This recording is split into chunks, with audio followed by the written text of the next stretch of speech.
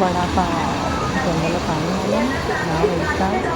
आज आम्ही केली वडापाव भजी पुरी याची पार्टी.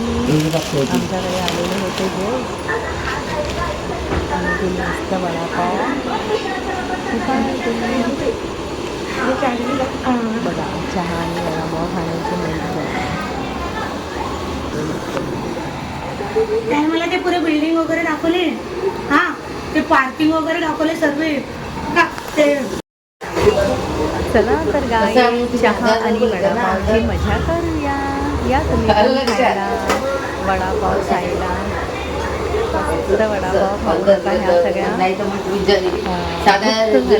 त्यांना वडापाव हे आलेले आहेत आमच्याकडे गावातले पाहुणे.